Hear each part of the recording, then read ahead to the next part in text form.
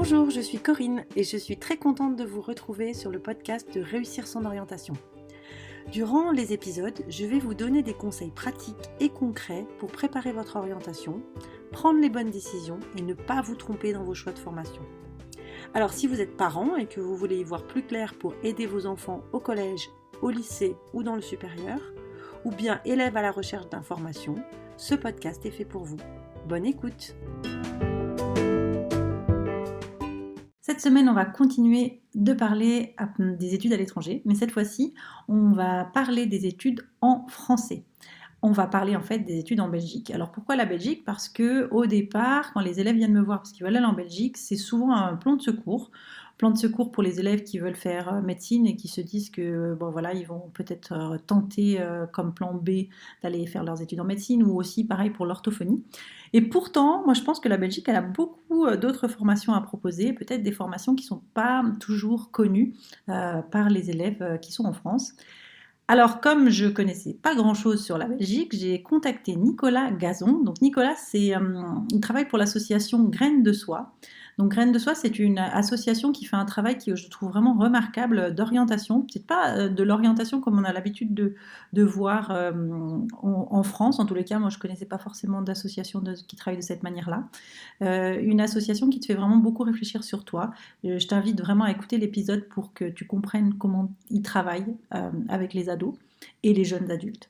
Et Nicolas, comme il est belge, il connaît forcément très bien le système et il m'a présenté les différentes options possibles. Il m'a parlé aussi de la manière avec laquelle on pouvait être admis en Belgique quand on est belge, mais aussi surtout quand on n'est pas belge.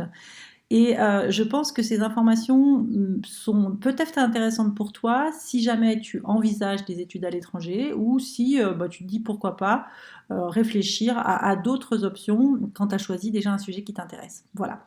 Alors, je vais laisser la place à Nicolas. Si jamais l'épisode te plaît comme d'habitude, évidemment, tu le partages, tu as l'habitude maintenant.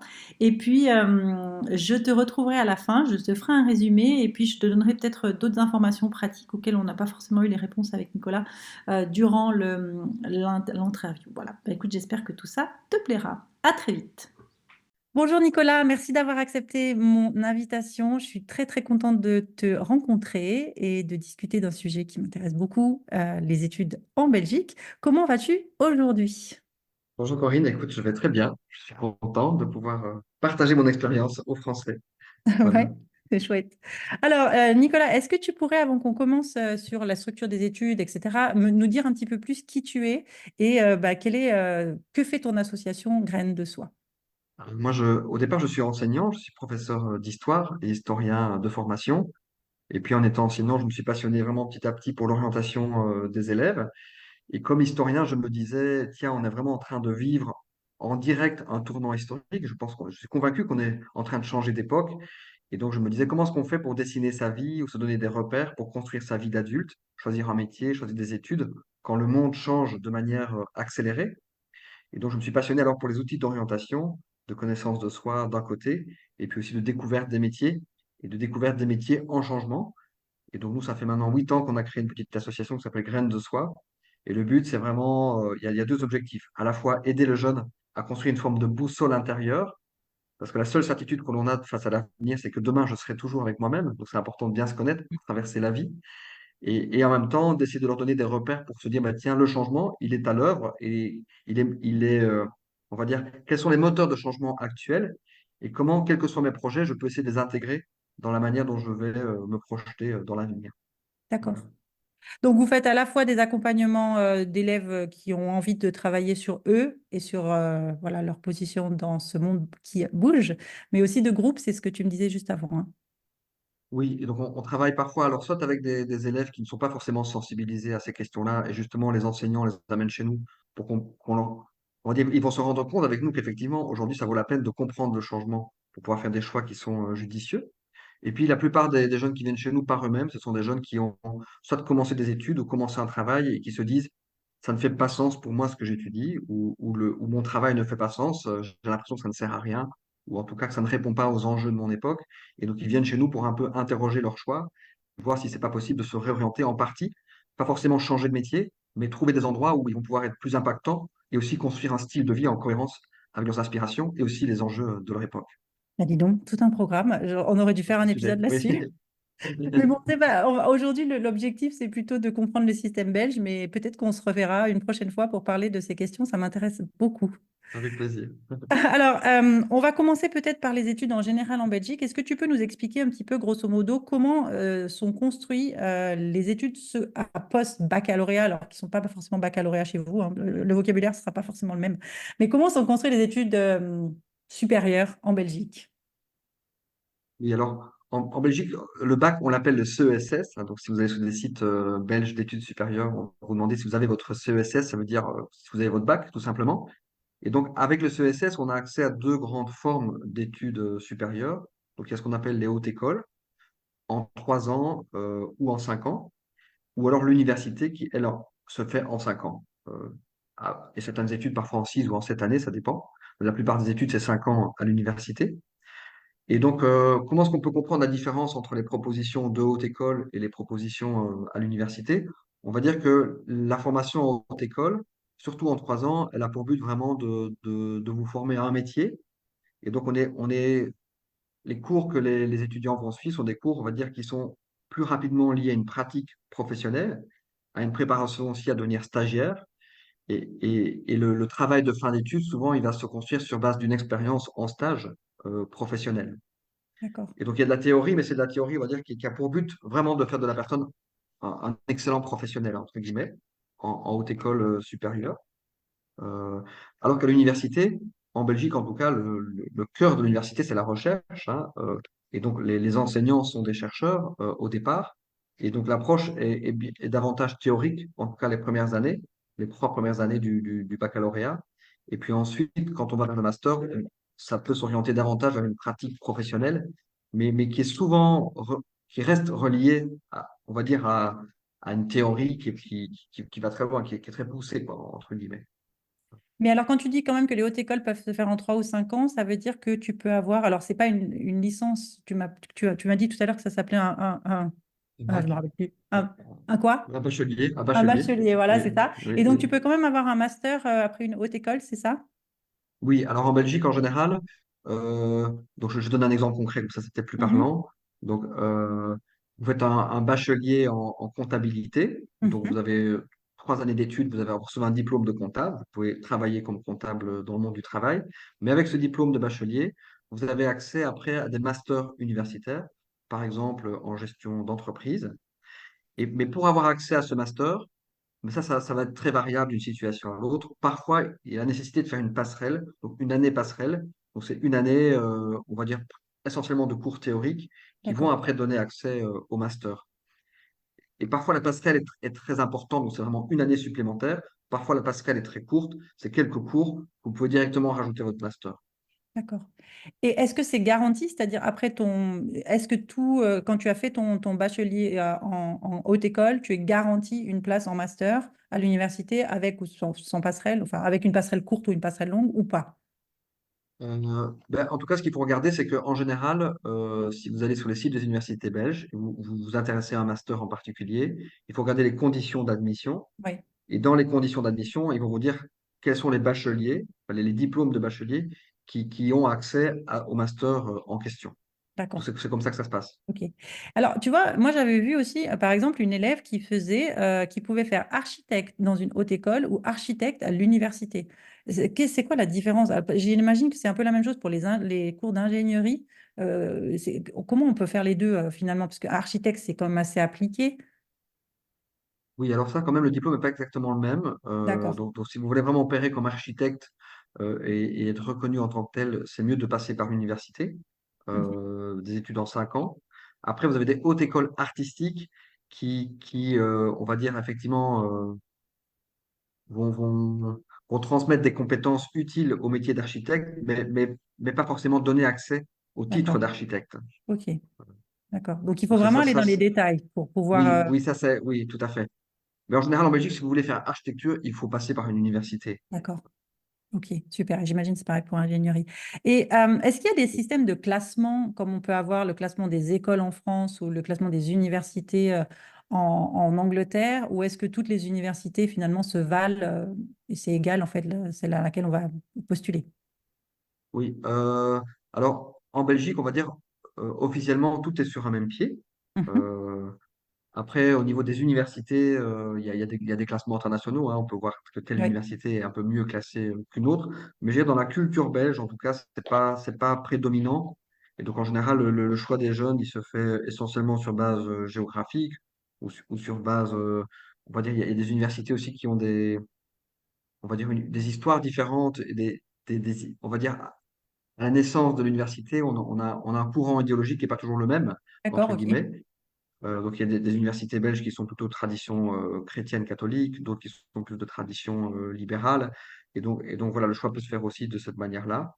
Et Ça a puis, encore c'est un vrai que, impact, alors, ça a encore un impact, excuse-moi de te couper, mais ça a encore un impact sur l'enseignement encore aujourd'hui, ces valeurs-là? de moins en moins, évidemment, Oui, chez les étudiants en tout cas, chez les enseignants, parfois, il reste d'accord, on va dire, il y a encore des restes de cela, surtout dans les universités laïques, qui se sont construites parfois en réaction aux universités catholiques, d'accord, où là, il reste quand même parfois encore des. Mais voilà, mais je trouve, parfois un peu plus folklorique aujourd'hui que ok, vraiment. d'accord. On est vraiment sur des questions d'un autre siècle à ce moment-là. Donc, c'est Mais clair. peut-être pour revenir sur la question précédente, juste pour vous préciser, au niveau de l'ingénierie, des diplômes d'ingénieur, Ouais, euh, il y a des hautes écoles qui proposent des diplômes d'ingénieur, et puis il y a des universités. oui, Euh, mais en Belgique, si vous passez par une haute école, c'est souvent de type long, c'est 5 années d'études. Vous avez le titre d'ingénieur, ingénieur industriel, on va appeler ça, qui a un peu d'avantage lié à une pratique de terrain, mais ça reste quand même un diplôme d'ingénieur. mhm, Vous avez le diplôme d'ingénieur civil qui passe par l'université. Euh, d'accord. mais, Ok, donc, mais les deux diplômes sont reconnus et ont une belle valeur sur le marché du travail, évidemment, d'accord. dans ce Donc, secteur-là en tout ingénieur cas. civil à l'université et ingénieur On va appeler industriel en haute école. industriel en haute école. Mais au final, c'est plutôt ce qui va faire la différence, c'est le type de la manière avec laquelle on enseigne plus que le diplôme Oui, finalement. oui, donc c'est plus poussé au niveau théorique en ingénieur civil. Et la grande différence, c'est qu'en ingénieur civil, il y a un examen d'entrée euh, à l'université, Oui, alors qu'en ingénieur industriel, il n'y a pas d'examen d'entrée. d'accord. Alors justement, bah, ça Mais amène à ça ma reste question. une formation très exigeante. Ça reste quand même D'accord, une formation très les exigeante. deux, Oui, même s'il n'y a pas oui, d'examen les d'entrée. deux. D'accord. Mais alors Oui. justement, ça amène à ma question d'après. Comment on est sélectionné? Est-ce qu'il y a, comme chez nous, Parcoursup, des études de dossier?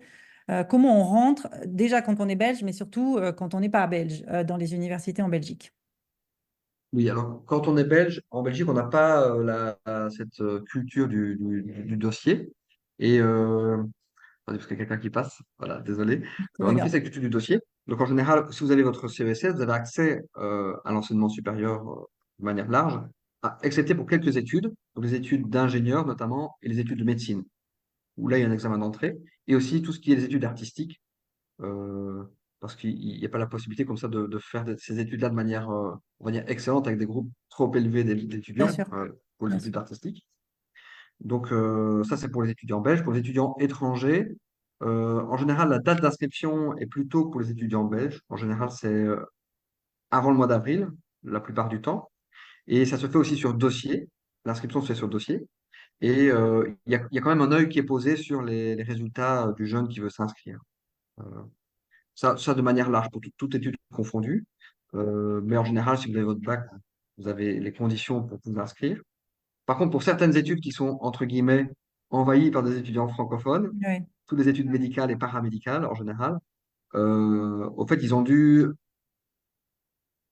on va dire, ils ont choisi d'installer des quotas d'étudiants étrangers, parce qu'à un moment donné, ils se sont retrouvés une situation où il y avait plus d'étudiants étrangers que d'étudiants belges dans bien sûr. certaines filières.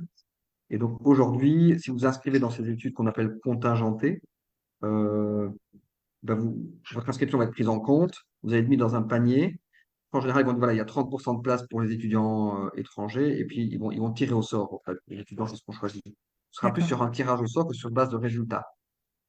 Mais Euh, par exemple, pour la médecine, il faut non seulement réussir le concours oui, d'entrée, comme n'importe quel étudiant et belge, et en plus de ça, il faut être être tiré tiré au au sort. sort.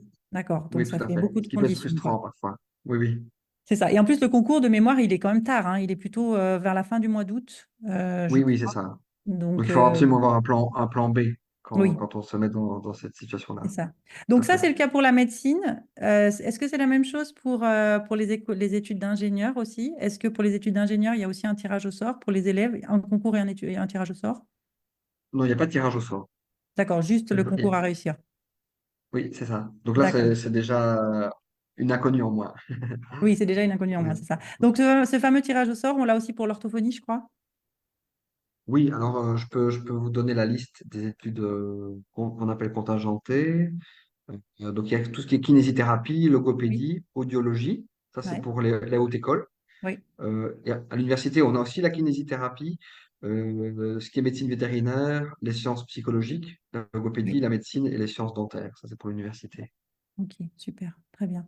Donc ça, c'est Après, un... oui, et les études de sage-femme aussi qui ont été rajoutées D'accord, depuis peu.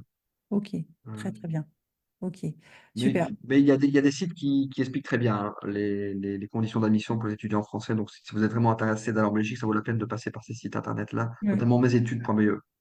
Mesétudes.be, ben, je mettrai le lien aussi en Oui. description. Donc, très très bien. Et, est-ce que une autre question par rapport justement toujours à ce processus de sélection en France, on a la sélection quand on veut rentrer en bachelier, donc licence, mais on a aussi une énorme sélection quand on veut rentrer en master. C'est-à-dire que c'est pas parce qu'on va faire, même à l'université, hein, pas parce qu'on va faire sa licence ou son niveau bac+3, qu'on est garanti d'une place en master. Est-ce que c'est la même chose en Belgique? C'est-à-dire si on commence l'université, est-ce qu'on est sûr d'avoir sa place plus tard, ou alors est-ce qu'il faut de nouveau être sélectionné? Non, pas du tout. En Belgique, vraiment, le master est accessible à toutes les personnes qui ont le bachelier qui donne accès à ce master ou qui ont fait la D'accord, passerelle pour. Donc là, il n'y a pas de place contingentée, justement. Tout le monde y a accès. d'accord. Donc c'est comme en Et Suisse. donc, oui, on est vraiment sur un système assez démocratique quand même en Belgique, même au niveau de l'inscription du Minerval, on est sur un Minerval quand même qui reste assez démocratique quand on compare avec les autres pays européens. Euh, on a quand même une politique comme ça en Belgique qui est qui veut que les études soient accessibles à un maximum de personnes. Oui. Parce que oui, de mémoire, pour un Français, je ne sais plus s'il faut 10, je regarderai, 10 ou 12 de moyenne au baccalauréat pour pouvoir accéder aux études en Belgique, et quel que soit le sujet, ce qui fait que finalement pas beaucoup par rapport à certains enfin, critères d'entrée d'études, par exemple, d'ingénieur en France, quoi. Donc, Oui. voilà. On Mm. dit qu'en Belgique, on dit la sélection, mais c'est un problème en fait du système belge actuel, c'est que finalement, la sélection se fait au bout de la première année. Oui. Et donc, on a un taux d'échec vraiment énorme en première année d'études. Donc, on n'est pas loin des 60%, 50% dans certaines filières. Et donc, il faut bien se dire que finalement, le test, il va se faire à ce moment-là, à la fin de la première année. Et alors, ça me fait penser à une autre question aussi. En France, par exemple, à l'université, il y a quand même enfin, un nombre d'heures de cours qui est quand même assez conséquent. Mais si je regarde en Angleterre, aux Pays-Bas ou dans d'autres pays, bah, finalement, le nombre d'heures de cours à l'université, il peut être de 10, 12 heures. Il n'y a pas beaucoup d'heures. Et ça requiert en fait des étudiants d'être très, très, très indépendants. Est-ce que c'est la même chose en Belgique? Est-ce qu'on est très accompagné à l'université ou est-ce qu'on n'est pas du tout accompagné et il faut se débrouiller pour travailler seul, quoi? Oui, ça, c'est un des gros problèmes. Donc, pour moi, il y a trop d'étudiants qui s'inscrivent à l'université en Belgique, mais qui n'ont pas le tempérament pour. Ça demande une grande indépendance d'esprit, une capacité à se donner une méthode de travail. Même si ils ont rajouté aujourd'hui des services d'aide, il y a des blocus encadrés, il y a toute une série de choses qui sont mises en place pour aider les étudiants à réussir. Mais quand même, en général, un étudiant qui a vraiment du mal à s'auto-motiver et à s'auto-structurer, moi, je ne lui conseille pas l'université. Je lui conseille plutôt la haute école où là, les présences sont prises, il y a l'obligation d'être sur place, les cours, il y a plus de cours, mais moins d'études, entre guillemets, alors qu'à l'université, effectivement, la moitié du temps, c'est à l'étudiant de s'autodiscipliner pour étudier par lui-même la matière et les syllabus qui lui sont donnés. Et ça, Ok. c'est extrêmement important d'avoir cette vigilance-là, de ne pas aller à l'université parce que je me dis, ah chouette, j'ai accès, du coup j'y vais. Parce que moi, je rencontre trop d'étudiants qui sont abîmés, au fait, par parfois deux, trois années à l'université, où ils ont, voilà, ils n'ont pas réussi à, à se donner une méthode de travail, et finalement, ils sombrent petit à petit, et il n'y a pas de réussite au final, et en même temps, ils ont une estime d'eux-mêmes qui s'est dégradée, et puis ils ont perdu tout rythme de travail. Et ça, c'est une catastrophe, je trouve, quand on rentre dans cette logique-là. C'est des étudiants que vous retrouvez après chez vous, quoi. Oui, oui, et si ça a duré trop longtemps, parfois je trouve que c'est un peu abîmé quand on n'a plus Mm. travaillé, plus rien fait qu'on n'a pas été au cours, on n'a rien étudié pendant 2, 3 ans, bah, c'est vraiment très dur de s'y remettre par après. Oui, puis comme tu Euh, dis, l'estime de soi, l'idée qu'à chaque fois que je tente quelque chose, j'échoue, oui, c'est difficile après de repartir. Moi, je suis aussi dans une formation post-bac en France et souvent, c'est des étudiants qu'on récupère après un ou deux échecs à l'université. Et on a un gros travail sur la confiance en soi d'abord, à Oui, faire avant de travailler les méthodes de travail, quoi. Donc, tout à fait. c'est OK. Et c'est vrai que dans certaines études, en Belgique, comme c'est très démocratique, parfois les étudiants sont très nombreux, et donc ils sont comme des numéros en première année, et donc c'est des QCM, les profs ne les connaissent pas forcément, et donc voilà, ils ne sont pas investis personnellement comme personne dans le cœur de ces études, et certains étudiants ils ont absolument besoin de ça pour être motivés et Mhm. avoir envie de se lever le matin. Donc là, clairement, si les jeunes qui nous écoutent, ils sentent qu'ils ont ce besoin comme ça d'être accompagnés, alors la haute école, vraiment, je leur conseille de faire ce choix, plutôt ce choix-là. Ouais. Mais surtout si après, en plus, on peut reprendre le chemin du master avec l'année Oui, passerelle, c'est vraiment formidable, quoi. et Donc, parfois avec plus de maturité et avec du oui. bagage. Et parfois, c'est d'excellents parcours. 3 années de haute école, plus sous le terrain, on se construit comme personne aussi. Et puis après, un master qui va venir spécialiser et renforcer l'aspect théorique. Parfois, je trouve que c'est des excellents parcours, hein, Non, de c'est certain, formation. c'est Voilà. certain. J'aurais une dernière question parce que j'ai aussi pas mal d'étudiants qui veulent étudier donc en anglais. C'est une pratique qui est très, très développée chez vos voisins, les Néerlandais. Est-ce que c'est quelque chose aussi qui se développe en Belgique, les bachelors, enfin, ou les bacheliers en anglais? En Belgique francophone, ça commence à arriver, notamment dans les études qui sont en lien avec le monde de l'économie. De l'ingénierie. En ingénierie, il y a aussi pas mal de cours de formations un peu bilingues, français-anglais. Dans l'informatique aussi, parce que c'est des mondes où on évolue quand même beaucoup en anglais. Mais ça reste quand même vraiment, ça reste exceptionnel hein, d'avoir des promotions comme ça en langue étrangère, enfin des diplômes en langue étrangère. Mais donc si des Français cherchent des études qui vont dans ce sens-là, c'est mieux d'aller voir alors ce qui est proposé en Belgique, mais en Flandre, dans la partie néerlandophone de la Belgique. Et donc là, il y a quelques programmes, c'est ce qu'on disait avant. Oui, il y a plus de programmes, comme le néerlandais est une langue beaucoup moins internationale que le français, ils ont plus rapidement fait le choix d'avoir des cours, des programmes en anglais. C'est ça. Euh, Donc là, ça vaut la peine voilà. peut-être d'aller sur Oui, le site internet de chaque université parce qu'il n'y a pas une liste comme ça prédéfinie. Mais c'est vrai que oui. d'aller regarder voilà, un petit peu dans ce qui se propose. Et c'est vrai que ça peut être aussi une piste pour ceux. Parce que c'est vrai que l'année prochaine, les Pays-Bas ont cette question de savoir si oui ou non ils vont continuer à accueillir autant d'étudiants internationaux. Et donc, pourquoi pas aller faire un tour dans les Flandres pour avoir des programmes en anglais. Parce que j'imagine aussi, c'est une chose dont on n'a pas parlé, mais les frais d'inscription en Belgique à l'université ou dans les hautes écoles, c'est comme en France, c'est quasiment gratuit, non? On est sur des minéraux, comme je pense, qui tournent autour de 1000 € en général. D'accord, oui, c'est ça. Un peu plus ou Un oui, peu en moins général. encore. Voilà, c'est ça. Donc c'est vrai que par rapport à Et des études. en Flandre aussi. Après, s'ils choisissent d'aller en Flandre, voilà, après, ils seront immergés dans la culture flamande et dans la Oui, langue néerlandaise. ça c'est encore un Voilà, autre, c'est autre chose, hein. C'est oui, vrai qu'on sait pas, c'est peut-être des études en anglais, mais c'est avant tout des études dans un pays qui parle néerlandais. Donc il y a oui. cet aspect à prendre en compte. Très bien. Écoute, on va conclure. C'est une question que j'aime bien poser et je pense que tu vas être parfait pour me donner la réponse. Si toi, aujourd'hui, tu pouvais donner un conseil à un jeune qui nous écoute aujourd'hui et puis qui est un peu perdu dans son orientation, qu'est-ce que tu lui dirais? Moi, de plus en plus, j'ai tendance à dire les diplômes, évidemment, ça garde de son importance, mais ce qui me paraît le plus important dans un monde qui change très vite, c'est la qualité des expériences que l'on va vivre, tout simplement. Et donc, j'aime bien donner aux jeunes que j'accompagne quelques critères. C'est quoi une expérience de qualité quand on est aux études? Et donc, pour moi, les critères à prendre en compte, c'est est-ce que cette expérience me fait gagner confiance en moi, fondamentalement? Est-ce qu'elle élargit mon réseau social? Est-ce que je rencontre des personnes voilà, avec qui je partage des valeurs communes et qui me donnent envie de travailler avec eux? Est-ce qu'aussi je développe des capacités concrètes que je sens que j'arrive de mieux en mieux à mobiliser et que je pourrais mobiliser dans un futur métier?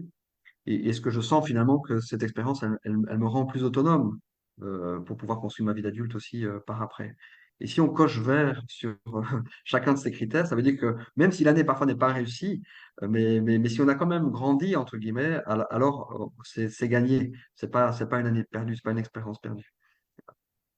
Ouais. Et donc voilà, je trouve que c'est une grille de lecture qui permet de relativiser parfois juste l'importance du diplôme. L'important, c'est quand même la qualité de ce que l'on vit, tout simplement. Et puis peut-être aussi de relativiser un fameux échec ou une réorientation qui parfois est vécu de manière assez douloureuse, quoi, en se disant, oh là là, j'ai perdu mon temps, j'ai tellement d'élèves qui ne veulent pas perdre leur temps. Et en fait, de leur dire qu'en fait, on ne perd pas son temps quand on vit une expérience quelle qu'elle soit, et d'autant plus si elle a validé ces 4 critères que je vais noter précieusement pour partager aussi avec mes élèves. Donc, merci beaucoup. Un très beau conseil. Super. Ok, Merci, ben écoute, Corinne. merci beaucoup pour ton temps, Nicolas.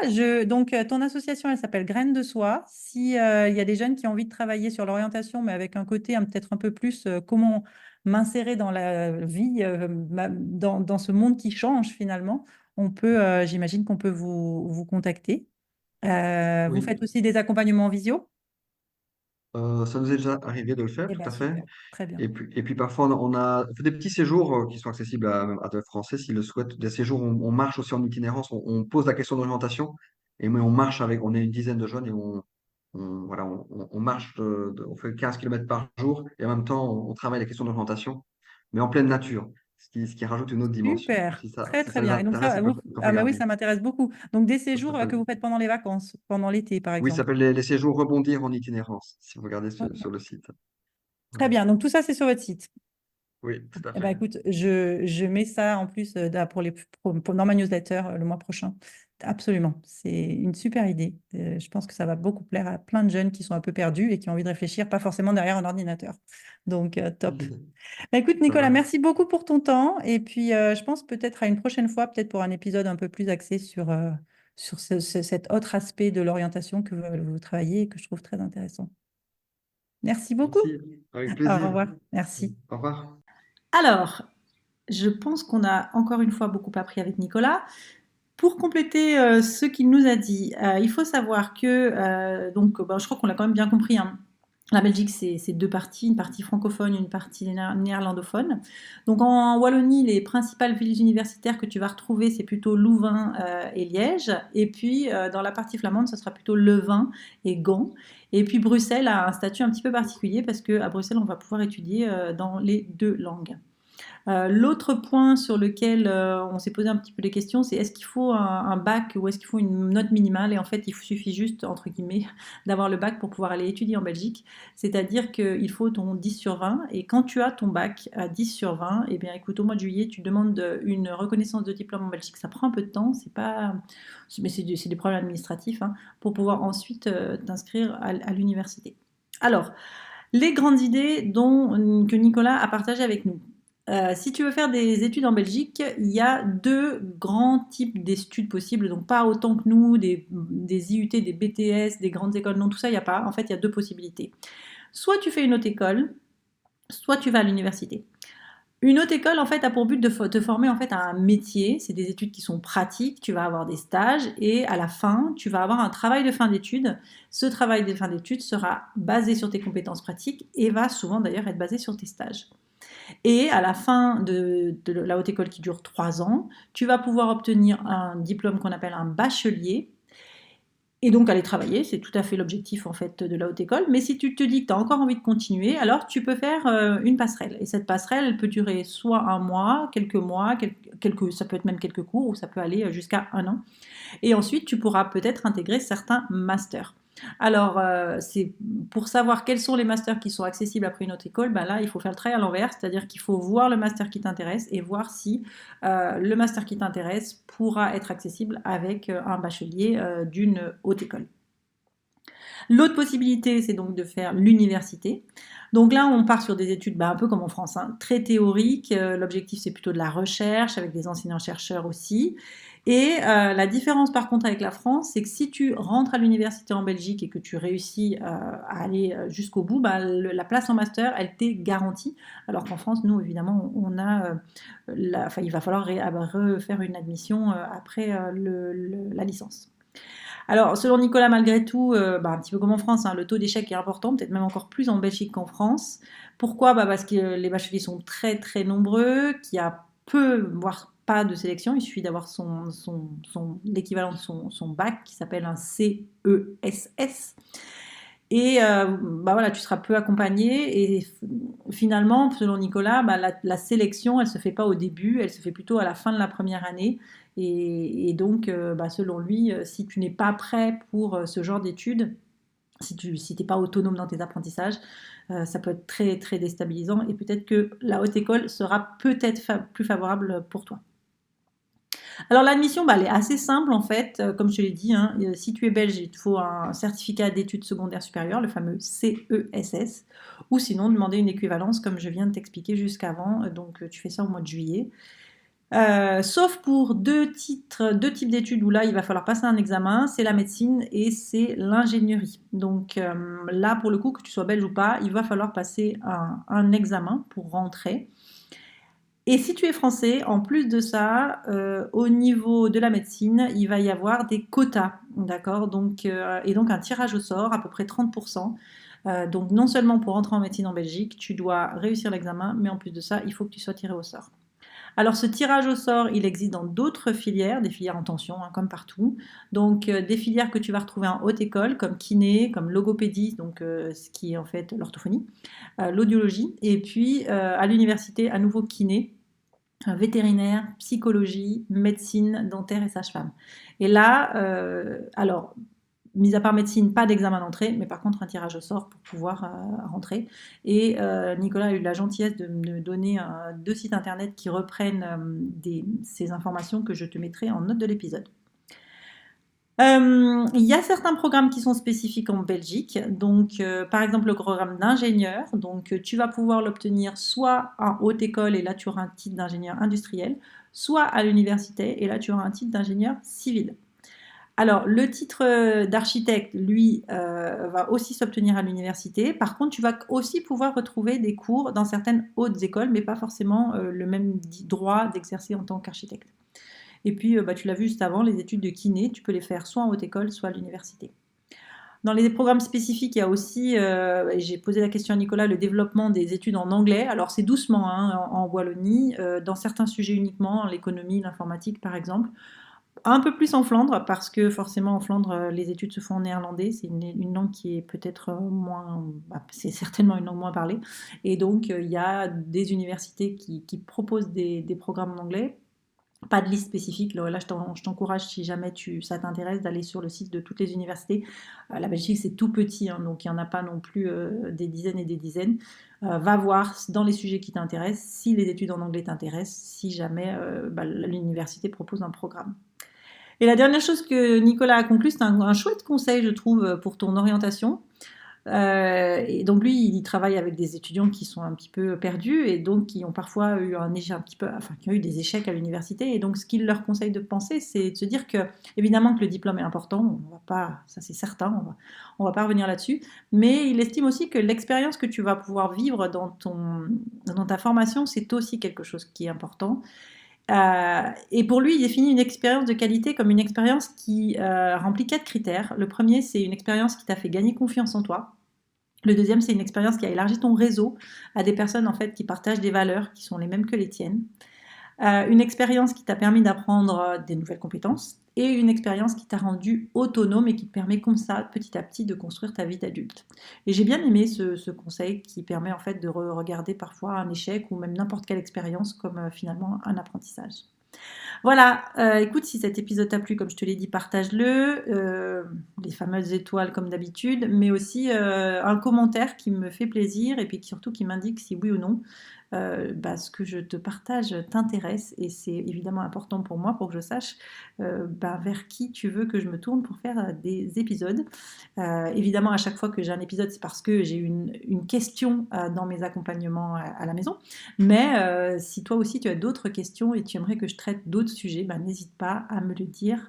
Mon Instagram s'appelle Réussir son orientation. Je te dis à très vite pour un prochain épisode.